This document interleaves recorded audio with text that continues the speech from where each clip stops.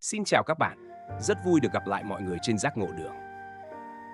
Hôm nay chúng ta cùng đến với một chủ đề đầy tâm tư, một hồi chuông lịch sử vang vọng từ hàng nghìn năm trước, nhưng vẫn ngân nga mãi đến tận hôm nay. Sự suy tàn của Phật giáo tại Ấn Độ. Đất nước của Đức Phật, nơi giáo lý giác ngộ đã ra đời và tỏa sáng rực rỡ, lại chứng kiến sự lụi tàn của chính tôn giáo đã làm nên tên tuổi của mình. Điều gì đã xảy ra? Liệu đó chỉ là một chuỗi sự kiện ngẫu nhiên hay ẩn chứa những nguyên nhân sâu xa, những bài học thấm đẫm nước mắt và trí tuệ? Có phải sự sụp đổ của một đế chế tâm linh vĩ đại này là một lời tiên tri đáng sợ cho tương lai của Phật giáo toàn cầu? Chúng ta sẽ cùng nhau khám phá những bí ẩn lịch sử, những nguyên nhân bên trong và bên ngoài, những yếu tố dẫn đến sự suy giảm của Phật giáo. Nhưng quan trọng hơn, chúng ta sẽ tìm kiếm những bài học quý giá, những lời nhắn nhủ sâu sắc mà lịch sử để lại cho con đường giác ngộ của chúng ta ngày nay. Hãy cùng lắng nghe, cùng chiêm nghiệm và cùng tìm kiếm câu trả lời trong video hôm nay. Nguyên nhân suy tàn của Phật giáo tại Ấn Độ. Sự suy tàn của Phật giáo tại Ấn Độ không phải là một sự kiện đơn giản, mà là một quá trình phức tạp kéo dài nhiều thế kỷ, đan xen giữa các yếu tố ngoại cảnh và nội tại. Chúng ta không nên nhìn nhận đó như một thất bại, mà là một bài học lịch sử sâu sắc, chứa đựng những triết lý then chốt về sự thăng trầm của một tôn giáo và thậm chí của chính cuộc đời mỗi người. Ngoại cảnh, cuộc chiến không cân sức giữa ánh sáng và bóng tối. Sự cạnh tranh khốc liệt với Ấn Độ giáo, Bà La Môn giáo là một yếu tố không thể phủ nhận. Ấn Độ giáo, với hệ thống đẳng cấp hà khắc và sự độc quyền của tầng lớp Bà La Môn trong nghi lễ tế tự, đã tạo ra một bức tường thành vững chắc. Họ cảm nhận Phật giáo với thông điệp bình đẳng và bác bỏ sự phân chia đẳng cấp như một mối đe dọa trực tiếp đến quyền lực và vị thế của mình. Hãy tưởng tượng giống như một tập đoàn khổng lồ kiểm soát toàn bộ nền kinh tế, thì sự xuất hiện của một phong trào xã hội chủ nghĩa kêu gọi chia sẻ công bằng chắc chắn sẽ bị chống đối kịch liệt. Lịch sử ghi nhận nhiều trường hợp các nhà sư Phật giáo bị đàn áp, thậm chí sát hại. Không chỉ là bạo lực thể xác mà còn là chiến tranh tư tưởng, với những lời vu khống, bôi nhọ nhằm làm suy giảm uy tín của Phật giáo trong mắt quần chúng. Điều này cũng tương tự như những cuộc chiến tranh thông tin thời hiện đại, nơi mà sự thật bị bóp méo và sự lừa dối được tung ra để thao túng dư luận. Sự xâm lược của đạo Hồi vào Ấn Độ từ thế kỷ 11 trở đi là một đòn chí mạng. Những cuộc chinh phạt tàn bạo của các vị vua Hồi giáo đã phá hủy hoàn toàn hệ thống giáo dục Phật giáo. Viện Nalanda, Vikramasila, những trung tâm học thuật Phật giáo lừng danh, nơi lưu giữ kho tàng kinh điển quý giá, đã bị tàn phá, không thương tiếc. Hình ảnh những đống kinh sách thiêng liêng bị thiêu rụi, những nhà sư bị giết hại, vẫn còn ám ảnh đến tận ngày nay. Điều này giống như việc một người tàn nhẫn đến xóa sổ toàn bộ Thư viện Vatican, làm mất đi một phần lịch sử vô cùng quý giá của nhân loại. Thật đáng buồn, những tàn tích còn lại của các trung tâm Phật giáo này cho thấy sự hủy diệt khủng khiếp của lòng tham và bạo lực. Sự mất đi sự ủng hộ từ nhà cầm quyền cũng là một nguyên nhân quan trọng. Nhiều vị vua Ấn Độ vì lý do chính trị hay tín ngưỡng đã chuyển hướng ủng hộ Ấn Độ giáo, khiến Phật giáo dần bị lãng quên và mất đi sự bảo trợ cần thiết. Điều này cho thấy tầm quan trọng của sự lãnh đạo và chính sách trong việc bảo tồn và phát triển một tôn giáo.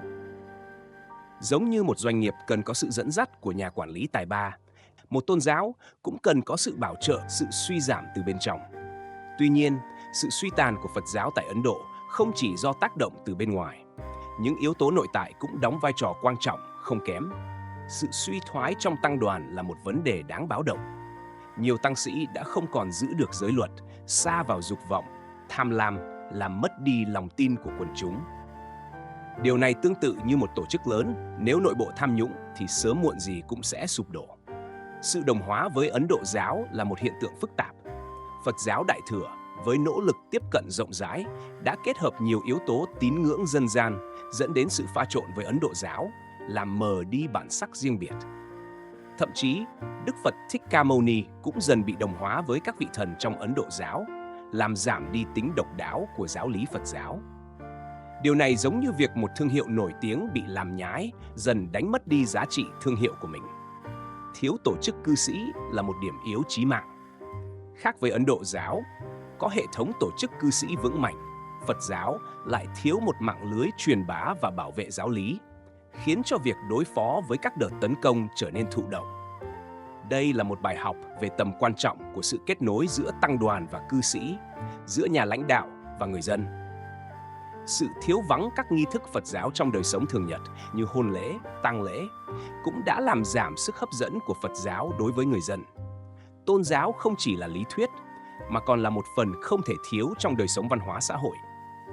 Một tôn giáo thiếu sự kết nối với đời sống thực tiễn sẽ dần mất đi sức sống của mình. Sự suy tàn của Phật giáo tại Ấn Độ là một lời cảnh tỉnh sâu sắc. Nó cho thấy sự cần thiết của sự kiên định trong giáo lý, sự tinh tấn trong tu tập, sự hòa hợp giữa lý thuyết và thực tiễn, và tầm quan trọng của sự đoàn kết, tự lực và sự thích ứng với hoàn cảnh. Sự sụp đổ của một đế chế hùng mạnh hay một tôn giáo vĩ đại không phải là do một nguyên nhân duy nhất, mà là sự kết hợp phức tạp của nhiều yếu tố nội tại và ngoại cảnh. Tình trạng Phật giáo tại Ấn Độ. Mặc dù Phật giáo, tôn giáo đã từng thống trị Ấn Độ trong nhiều thế kỷ, nay chỉ chiếm một tỷ lệ nhỏ bé trong tổng dân số, khoảng 0,7%, tương đương 8 đến 9 triệu người. Nhưng điều đó không có nghĩa là Phật giáo đã biến mất khỏi đất nước này. Sự hiện diện của Phật giáo ở Ấn Độ ngày nay là một câu chuyện phức tạp, chứa đựng cả sự khiêm nhường và sức mạnh tiềm tàng. Một sự hồi sinh lặng lẽ nhưng đầy ý nghĩa, tập trung chủ yếu ở các bang như Maharashtra. Phật giáo ở Ấn Độ hiện đại không còn là tôn giáo chiếm đa số, nhưng lại đóng vai trò quan trọng trong việc thúc đẩy bình đẳng xã hội. Đối với cộng đồng Dalit hay những người thuộc tầng lớp thấp nhất trong hệ thống đẳng cấp, Phật giáo trở thành một ngọn đèn hy vọng. Bác bỏ hoàn toàn hệ thống đẳng cấp, một trong những nguyên nhân chính dẫn đến sự suy tàn của Phật giáo trong quá khứ. Giáo lý Phật giáo về bình đẳng, từ bi và giải thoát đã mang lại sự tự tôn và quyền lực cho những người bị xã hội Ấn Độ kỳ thị bấy lâu nay. Hãy hình dung đó giống như một ngọn lửa nhỏ bé nhưng đủ sức sưởi ấm những trái tim lạnh lẽo, mang đến niềm tin và sức mạnh để đấu tranh cho một cuộc sống công bằng hơn. B.R. Ambedkar, một nhà lãnh đạo Dalit nổi tiếng, đã cải đạo sang Phật giáo cùng hàng triệu người theo mình, chính là minh chứng sống động cho sức mạnh này. Sự bảo tồn nghiêm ngặt các di tích Phật giáo bởi chính phủ Ấn Độ là một tín hiệu đáng mừng. Những ngôi chùa cổ kính, những tượng Phật uy nghiêm, những hang động Ajanta và Ellora với những bức bích họa tuyệt đẹp đều là chứng tích sống động cho một thời kỳ huy hoàng của Phật giáo Ấn Độ. Việc thu hút du khách hành hương từ khắp nơi trên thế giới không chỉ mang lại lợi ích kinh tế mà còn lan tỏa hình ảnh và giáo lý Phật giáo đến với mọi người. Hãy tưởng tượng, những di tích này giống như những cuốn sách lịch sử khổng lồ. Mỗi viên gạch, mỗi bức tranh đều kể lại một câu chuyện hào hùng, thúc đẩy sự tìm hiểu và tôn trọng đối với Phật giáo. Điều này cũng giống như cách bảo tồn những tác phẩm nghệ thuật vĩ đại của nhân loại, nhắc nhở chúng ta về giá trị tinh thần và văn hóa. Bài học kinh nghiệm từ sự suy tàn của Phật giáo tại Ấn Độ.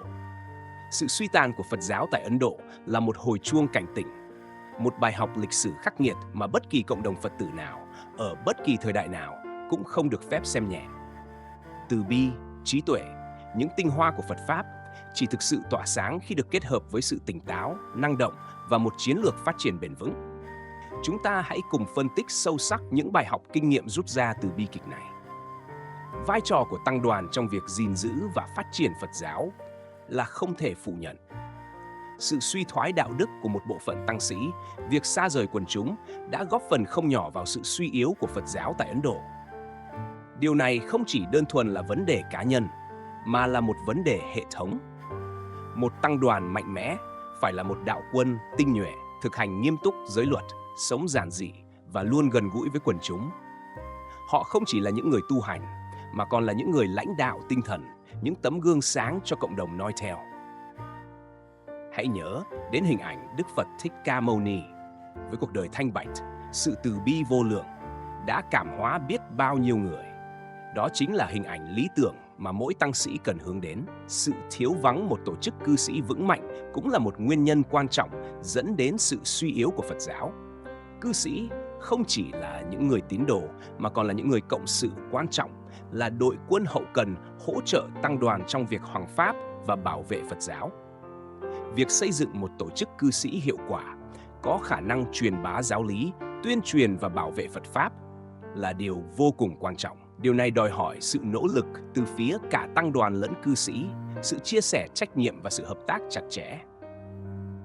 Hãy nhìn vào sự thành công của các tổ chức Phật giáo trên thế giới, chúng đều có một mạng lưới cư sĩ mạnh mẽ, đóng góp tích cực vào sự phát triển của Phật giáo.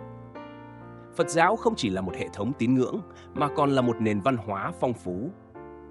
Việc phát triển các nghi thức Phật giáo phù hợp với đời sống văn hóa xã hội là cần thiết để thu hút quần chúng. Tôn giáo cần phải gần gũi với đời sống thực tiễn của con người, phải đáp ứng được nhu cầu tâm linh của họ.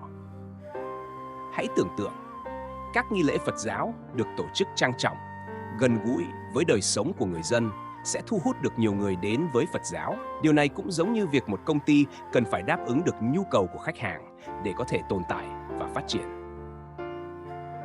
Sự suy yếu của Phật giáo ở Việt Nam sau thời Lý, Trần cũng là một bài học đáng để suy ngẫm. Việc xây dựng quá nhiều chùa chiền mà không chú trọng đến chất lượng, sự suy đồi đạo đức của một bộ phận tăng sĩ, sự ỷ lại vào sự ủng hộ của nhà cầm quyền và sự thiếu kết nối với quần chúng đều là những nguyên nhân dẫn đến sự suy giảm ảnh hưởng của Phật giáo. Chúng ta cần phải rút ra bài học từ những sai lầm trong quá khứ để không lặp lại chúng trong tương lai. Sự tỉnh táo, sự tự lực và sự gắn kết với quần chúng là những yếu tố then chốt để Phật giáo có thể phát triển bền vững. Sự suy tàn của Phật giáo tại Ấn Độ không phải là một kết cục bi thảm đơn thuần, mà là một kho tàng bài học sâu sắc. Chỉ bằng cách hiểu rõ những nguyên nhân, thấu suốt những bài học và kiên định thực hành, chúng ta mới có thể bảo vệ và phát triển Phật giáo một cách bền vững để ánh sáng của Phật Pháp tiếp tục tỏa sáng trên khắp thế gian. Vậy là chúng ta đã cùng nhau trải qua một hành trình đầy suy tư về sự thăng trầm của Phật giáo tại Ấn Độ. Sự sụp đổ của Phật giáo ở cội nguồn không chỉ là một thảm kịch lịch sử, mà còn là một bài học sâu sắc về sự cần thiết của sự tỉnh táo, sự tinh tấn trong tu tập, sự gắn kết giữa tăng đoàn và cư sĩ, và sự thích ứng với hoàn cảnh. Hãy ghi nhớ những bài học này, không chỉ để hiểu về quá khứ, mà còn để xây dựng một tương lai vững mạnh cho Phật giáo. Hãy cùng nhau nỗ lực để ánh sáng của Phật Pháp tiếp tục tỏa sáng rạng ngời trên khắp thế gian. Đừng quên like, chia sẻ và đăng ký kênh để ủng hộ chúng tôi và đón xem những video tiếp theo nhé. Hẹn gặp lại trong những video thú vị khác trên Giác Ngộ Đường. Hãy cùng lan tỏa thông điệp từ bi và trí tuệ để cùng nhau xây dựng một thế giới tốt đẹp hơn.